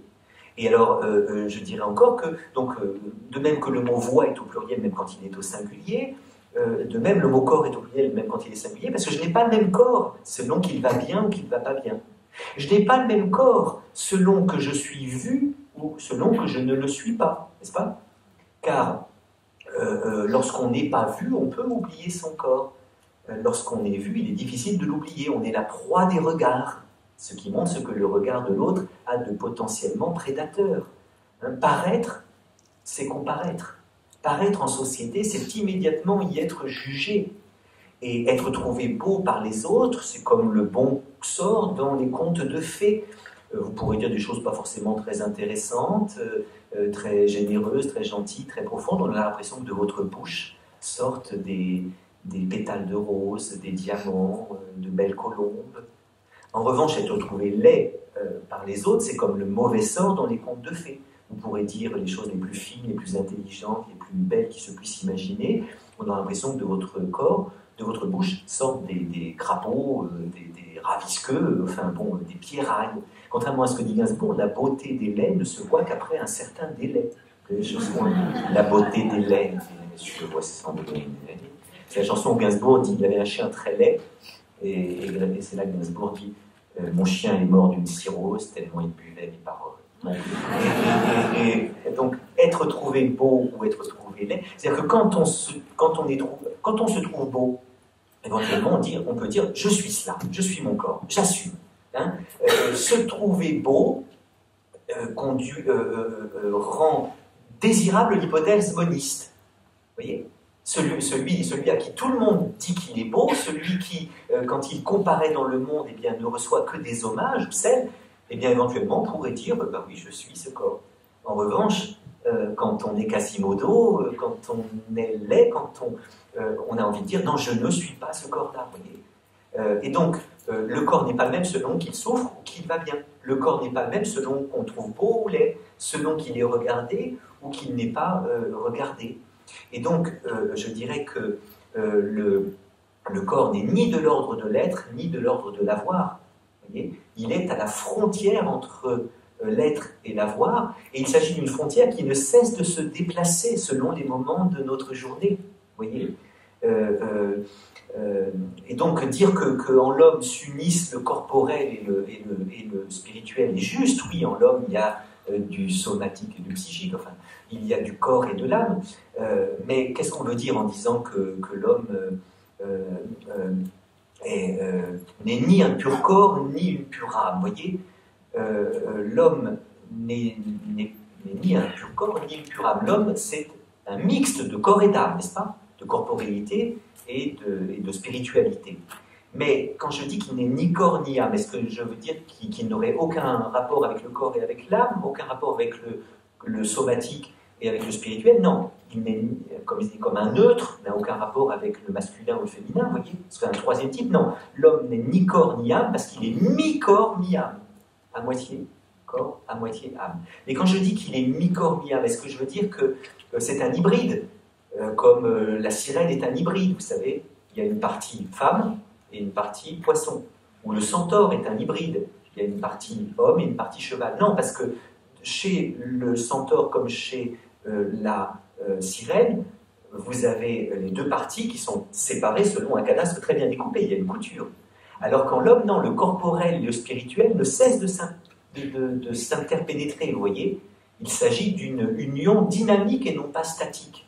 Hein, il ne faut pas croire du tout qu'il y a une âme qui serait venue d'un côté et puis un corps qui serait venu d'un côté qui aurait été rassemblé. Hein. La croissance de l'enfant, c'est à la fois la croissance du corps et de l'âme. Et c'est justement cela qui explique, et je vais terminer par elle, cela qui explique le fait que, parce que justement l'homme est un être double, un agent double, un être impur, une nature ambiguë, amphibologique, que l'homme est de tous les vivants celui qui a le plus de mal à s'incarner. Je veux dire par là que la pudeur, par laquelle je vais terminer, est justement le phénomène qui manifeste le mieux notre difficulté à être à la fois corporel et spirituel. Je définirais la pudeur comme la difficulté que notre âme a à assumer notre corps. Je définirais la pudeur comme l'esprit qui rougit du corps. Raison pour laquelle seuls les hommes connaissent la pudeur. Si la pudeur, c'est l'esprit qui rougit du corps, alors seuls les êtres qui sont à la fois esprit et corps connaissent la pudeur. Car les êtres qui ne sont qu'esprit ont l'esprit qui pourrait rougir, mais ils n'ont pas le corps dont ils pourraient rougir. Les êtres qui ne sont corps ont le corps dont ils pourraient rougir, mais ils n'ont pas l'esprit dont ils pourraient rougir. Oh, attention. Et en effet, dans une certaine mesure, la pudeur est l'émouvante, la bouleversante attestation du fait que le spirituel et le corporel en l'homme ne se mélangent jamais complètement bien. Car la pudeur, c'est la gêne que l'esprit a, c'est la gêne que l'ange en nous éprouve quand il pense qu'il est aussi une bête. Hein. Nous sommes à la fois ange et bête, hein. Nous sommes à la fois spirituel et corporel. Et en effet, si la pudeur, c'est l'esprit qui rougit du corps, seuls les êtres qui sont à la fois spirituels et corporels peuvent la connaître. Les êtres qui sont purs esprits ont l'esprit qui pourrait rougir, mais ils n'ont pas le corps dont ils pourraient rougir. Les êtres qui ne sont que corps ont le corps dont ils pourraient rougir, mais ils n'ont pas l'esprit qui pourrait en rougir, vous voyez ? Raison pour laquelle beaucoup de penseurs ont considéré que ni les anges ni les bêtes ne connaissaient la pudeur. Alors à mon avis, ils vont un peu vite en besogne, car cela serait vrai si les anges étaient de purs esprits et n'avaient pas de corps. Et cela serait vrai si les bêtes n'étaient que de purs corps et n'avaient pas d'esprit. Or, il me semble que c'est aller vite en besogne que de dire que les anges ne sont que de purs corps. Il suffit d'aller dans une petite église à Venise et de contempler les putti, vous savez, les chérubins qui se trouvent au plafond pour voir qu'ils ont un corps. Alors les séraphins sont un peu plus séraphiques, je veux dire par là qu'ils sont un peu plus désincarnés, un peu plus spirituels. Mais les chérubins, ils sont potelés, fessus, accroqués. Alors, donc, éventuellement, parce que les anges, eux aussi, ont une âme et un corps, hein, eh bien, ils pourraient connaître la pudeur. Mais en même temps, le corps qu'ont les anges se distingue vraiment du corps qui est le nôtre. Je disais tout à l'heure que la seule différence entre un fou et moi, c'est que je ne suis pas fou. La seule différence entre un corps d'homme et un corps d'ange, c'est que le corps d'un ange n'est pas un corps d'homme. Mais pourquoi? Eh bien, c'est parce que leur corps est un corps qui ne peut pas être sujet de honte, de gêne. Hein, la pudeur du latin pudere qui veut dire avoir honte. Or, le corps de l'ange, c'est un corps translucide, léger, spirituel. Il paraît que alors, Dieu, le Père, n'a pas de corps, c'est une pure âme, un pur esprit. Les anges ont un corps, mais il paraît que leur corps se déplace à la vitesse de la pensée. Ça veut dire très vite. Vous allez me dire, ça dépend de quand? Ça dépend de qui? Oh, je ne veux pas trop me moquer de Johnny, parce que j'ai toujours pensé qu'une certaine lenteur était nécessaire à la pratique de la philosophie. Donc Johnny a ses chances. Je veux dire par là que Nietzsche, lorsqu'il cherchait les animaux auxquels comparer le philosophe, disait un philosophe, ça doit ressembler à un aigle, à un renard, à une vache. À un aigle, pour la hauteur de vue, ça c'est le côté prétentieux du philosophe qui domine le monde. À un renard, parce que les philosophes, c'est comme les renards, ça s'intéresse à tout, ça devrait s'intéresser à tout, ça va fureter partout. Non, parce que c'est le furet qui furette. Ah oui, enfin bon, je ne sais pas comment on dit. Il goupille, bah oui, le goupille, hein, ça n'a peut-être aucun rapport. Mais aussi, il y a une vache. Pourquoi? Parce que la vache, c'est un animal qui rumine. C'est la pratique de la lente rumination. Donc du coup, pour être bon en philo, il faut prendre vraiment son temps. Les textes, ça se lit, ça se relit. Quand j'enseignais en terminale, je me méfiais toujours des brillants élèves qui arrivaient, des fiches de prof, quoi, qui arrivaient qui arrivaient en terminale et qui avaient des notes, puis qui voulaient montrer, qui voulaient faire des rapprochements. On donnait un petit texte de Spinoza, puis ils voulaient ça, monsieur, il me semble que ça rappelle un peu ce qu'on a vu en lettres dans le dernier, il y a un rapport avec Montesquieu, la séparation des pouvoirs. Et puis, aucun coup d'œil attentif, lent, patient, ruminant sur le texte. Alors que le Johnny, qui n'a pas entendu parler de Montesquieu, lui, il va lire plusieurs fois le texte. Et du coup, il va peut-être finalement trouver des choses. Et alors, donc il a ses chances. Mon Dieu, j'ai perdu le fil avec mon Johnny. Que je parle. La vache, le corps des anges. Bon, la vitesse de la pensée. Ah oui, c'est ça.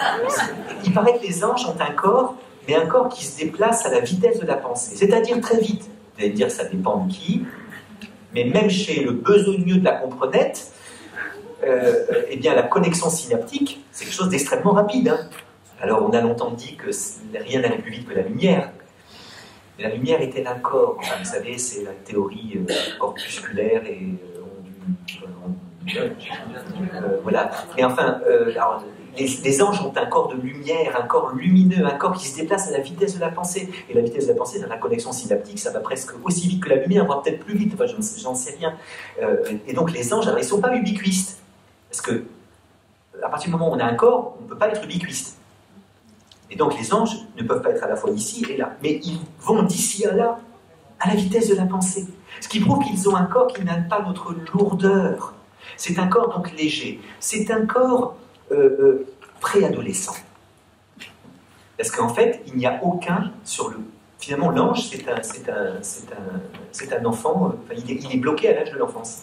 C'est-à-dire qu'il n'a... Parce que justement, le rapport des enfants à leur corps est beaucoup plus détendu que les rapports de l'adolescent à son corps. Le drame de l'incarnation commence avec l'adolescence.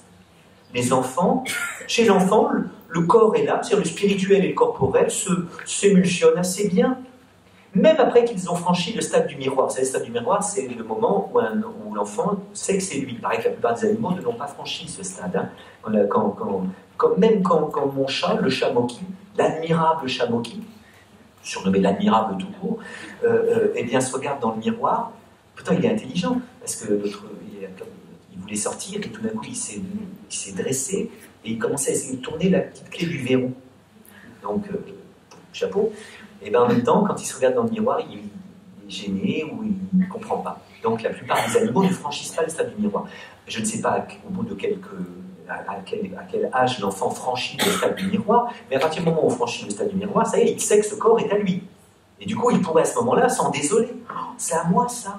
Mince. Mais non, l'enfant va au miroir de manière assez sereine, même lorsqu'il a les dents implantées de manière erratique, avant d'être allé chez l'orthodontiste. Ça l'amuse. Oh, il y en a une toute petite, là, puis une grosse qui empêche de passer. Même lorsqu'il a la varicelle, c'est-à-dire des boutons partout, alors après qu'il a pris le médicament qui fait que ça ne le démange plus, ça l'amuse. Oh, il y en a plein. Là, il y en a encore un autre. Alors qu'au moment de l'adolescence, aller au miroir, c'est justement la promesse d'un fatal destin nervalien. L'enfant assume son corps. L'enfant, c'est l'assomption joyeuse du corps. Ce corps, il est rarissime que les enfants se désolent de leur corps. J'aurais voulu avoir un corps différent, parce qu'ils l'assument.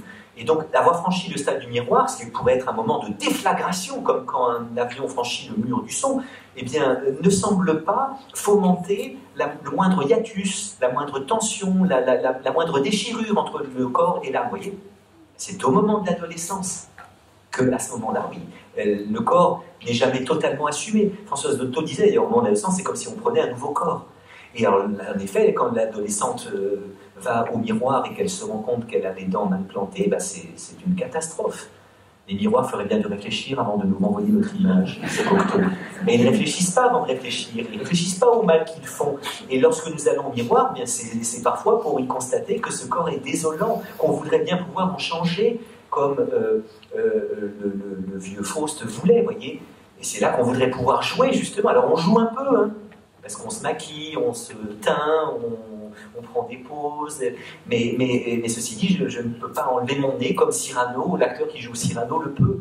Le bossu, Naïs ne peut pas enlever, ou Jean de Florette, ou Raffarin, ne peut pas enlever sa bosse, on coupera au montage, comme le fait le comédien qui joue Richard III, ou Richard II, je ne sais plus quel bossu, enfin, ou... Et alors l'adolescent qui va au miroir et qui se rend compte qu'il a de l'acné partout, eh bien, se sent un fatal destin nervalien. Je suis le veuf, le ténébreux, l'inconsolé, le prince d'Aquitaine et la tour abolie. Et c'est la raison justement pour laquelle l'adolescence est vraiment le moment où l'incarnation devient devient une chose difficile. Hein, alors c'est justement pour la raison pour laquelle les anges sont préadolescents. Les anges n'ont pas les signes sexuels secondaires. Les anges n'ont pas de mamelles, n'ont pas de règles, n'ont pas... Ce corps, c'est le serviteur rapide de l'âme. Petite nuance, c'est Lucifer. Lucifer était le plus beau des anges, il avait un corps de lumière, et il est devenu le prince des ténèbres. Ça prouve que peut-être, éventuellement, il y a peut-être un principe de honte possible. Mais alors, Lucifer, justement, il est devenu mauvais, parce qu'il a pris conscience justement de son corps. Lucifer, ça a été le plus beau des anges. Son nom indiquait assez sa fonction angélique, car Lucifer, ça veut dire le porteur de lumière. Lux Lucis, la lumière, Féro porter. Lucifer qui porte la lumière. Tous les anges en un sens pourraient s'appeler Lucifer. Car what is the angel's job? Sinon, to do the light from God to the human being. Donc, angelos en grec, c'est le messager, et les anges sont les messagers de la lumière de Dieu. Ils apportent la lumière de Dieu à nous autres qui sommes dans l'obscurité et la froidure. Et Lucifer était le plus beau des anges. Mais pourquoi Lucifer a-t-il chu? Parce qu'à un moment, il en a assez de n'être qu'un intermédiaire, un messager. Ça doit être douloureux quand on est le plus beau des anges, eh bien, de constater que les hommes ou les femmes, c'est pas le moment de me lancer dans une discussion sur le sexe des anges, rassurez-vous, ça doit être douloureux de constater que les hommes et les femmes à qui on apporte le message de Dieu ne sont jamais attentifs qu'au message et jamais au messager. Et Lucifer commence à s'abîmer au moment où il prend conscience de la beauté de son corps. Parce que les anges n'ont pas conscience de leur corps, en un sens, vous voyez. Je ne pense pas qu'après qu'un ange a descendu l'échelle de Jacob, il puisse dire, comme Mistinguett après qu'elle avait descendu le grand escalier, « L'ai-je bien descendu ?» Je n'imagine pas les anges, vous voyez, un peu prenant conscience de leur corps, et disent, ouais, c'est pas mal ça. Bon. Et puis alors les anges, enfin, ne sont, alors oui, quand même un mot là-dessus, alors vous me direz, s'il n'y avait aucune raison d'avoir honte de leur corps, ils iraient nus, ils iraient cul nus. Or, les anges ne sont pas représentés nus, puisqu'ils ont un linge qui leur cache quoi? Est-ce que le linge qui cache, qui couvre l'entrecuisse des anges est l'équivalent de la feuille de vigne ou la feuille de figuier qui cache le sexe d'Adam et d'Ève? Non. À mon avis, il n'y a rien de honteux là-dessous. C'est juste pour maintenir le mystère sur le sexe des anges. Et pour nous faire parler, pour nous en faire parler. Mais en fait, il n'y a rien, alors que pudeur vient du latin pudere, je le disais, qui veut dire avoir honte, mais il vient du latin, mais pudere vient même du latin pudenda. Et qu'est-ce que c'est que les pudendae au pluriel? Ce sont les parties pendantes. Bref, des valseuses, comme disent Depardieu et Devers. Et en effet, alors je disais que le corps est à la limite de l'être et de l'avoir, mais en même temps, nous n'avons pas à toutes les parties de notre corps le même rapport, vous voyez. Et nous n'avons pas le même rapport à notre main, à notre rate, à notre anus, à notre sexe, à nos yeux, à notre bouche, vous voyez. Et donc, le corps humain, c'est un kaléidoscope, vous voyez, un kaléidoscope. Il y a des parties qui sont plus ou moins spirituelles, des parties qui au contraire, je ne vois pas très bien le rôle que joue dans ma vie spirituelle, dans la vie de mon âme, eh bien, ma rate, ou mes poils, ou les fronces de votre anus. Et il y a une gêne, le simple fait d'envoyer ce mot crée une petite gêne qui prouve que, et bien justement, les anges sont privés de ça. Et donc, voilà pour les anges. Et les bêtes, pour finir. Alors, si les bêtes n'étaient que de pur corps, elles ne connaîtraient pas la pudeur, puisqu'elles auraient le corps dont elles pourraient rougir, mais elles n'ont pas l'esprit qui pourrait en rougir. Et il est vrai qu'il me semble que la plupart des bêtes ne connaissent pas la pudeur à l'enu, n'est-ce pas, sans que ça leur pose des problèmes, parce que tout le monde, elles n'ont pas conscience de leur propre corps. Elles n'ont pas franchi le stade du miroir. Aucun homme ne laisse son corps à l'état de nature. Aucun homme ne laisse son corps dans l'état où la nature le lui livre. Alors évidemment, les transformations du corps ne sont pas les mêmes selon qu'on est au Moyen-Âge ou au XXIe siècle, selon qu'on est au Cameroun ou au Japon. Mais aucun homme ne laisse son corps à l'état de nature, et le fait de le transformer est l'attestation, l'indice du fait que le corps n'est jamais totalement assumé.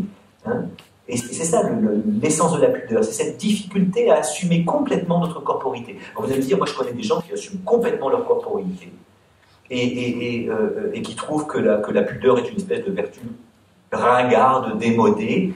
Et alors en effet, ceux-là vont se dire volontiers naturistes et vont dire comme le marquis de Sade, l'homme est né impudent, la pudeur n'est qu'une invention de la civilisation, les véritables philosophes doivent s'en moquer.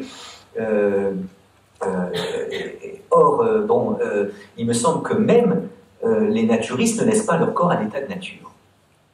Parce que c'est pas parce qu'ils enlèvent leurs vêtements que leur corps retourne à l'état de nature. Le simple fait d'être vu nu va conduire la naturiste à soigner son épilation autrement que si elle avait pu se cacher. Et donc, pour qu'une naturiste fasse revenir son corps à l'état de nature, il faudrait qu'elle arrête de s'épiler complètement. Il faudrait même qu'elle arrête de se laver, parce que la toilette n'est pas quelque chose qui vient de la nature. Alors, imaginez une naturiste intégriste, donc poil aux pattes, qui se lave plus, et là, triomphante, elle dit ça y est, j'assume complètement ma corporalité, j'ai fait retourner mon corps à l'état de nature. Mais non, parce que le simple fait d'être vu par les autres va lui faire à un certain moment rentrer ventre et sortir sein, enfin je ne sais, et toutes ces postures du corps sont déjà des manières, vous voyez, pour l'esprit d'agir sur le corps. Alors les animaux laissent-ils leur corps à l'état de nature? Pour l'immense majorité, oui. Le poil ne se porte pas long chez les castors une année, puis court l'année d'après. On regarde-le, enfin non, ils laissent leur corps à l'état de nature. Cependant, avouons avec ces grands philosophes qui ont pensé l'animalité, que furent Jacques Derrida d'abord, mais aussi Elisabeth de Fontenay, Macaulay Culkin de Duchamp, eh bien, que chez certains animaux, on voit quand même quelque chose comme une prise conscience du corps propre. Parce qu'il y a des animaux qui franchissent un peu le stade du miroir, vous voyez. Vous endormez des singes dans un laboratoire, et vous les déplacez dans une pièce où il y a des miroirs partout, après leur avoir mis une petite tache de peinture sur le front. Ils se réveillent. La plupart des singes essaient d'enlever la tache sur le miroir, mais certains font ce geste-là. C'est l'attestation qu'ils ont conscience de leur corps. Et donc, chez les animaux les plus évolués, il y a une prise de conscience de la corporité qui fomente justement la gêne, le jeu, la pudeur, le travail, et des choses comme ça. Et oui, on peut imaginer en effet que certains singes, oui, commencent à flirter avec la pudeur, on pense aussi au chat gêné d'être vu déféquant. Apparemment, ce qui les sépare de nous, c'est que nous nous cachons pour nous aimer. On pourrait dire que c'est parfaitement naturel. Et en même temps, nous nous cachons pour faire ces gestes de tendresse élémentaires, là où les animaux font ça. Eh bien, je vois en effet, de même que tout à l'heure, je voyais certains anges flirter avec la pudeur, et je vois aussi certains animaux flirter avec la pudeur. Il me semble cependant que la pudeur, c'est vraiment l'affaire des hommes, c'est-à-dire de ces êtres qui sont des agents doubles, des natures bigarrées, vous voyez, où le spirituel et le corporel se mélangent plus ou moins harmonieusement. Et je dirais en effet que cette difficulté à s'incarner, eh bien, je disais qu'elle se manifeste particulièrement en fin de vie, mais qu'elle se manifeste aussi au moment de l'adolescence. Et je termine par, je vais commencer par le récit du corps mort avec Jacotet. Je termine avec un récit du corps désiré. Ce qui le saisit immédiatement ce jour-là au bord du lac, ce fut le contraste apparent entre la relative enfance et chétivité de la silhouette de cette jeune fille.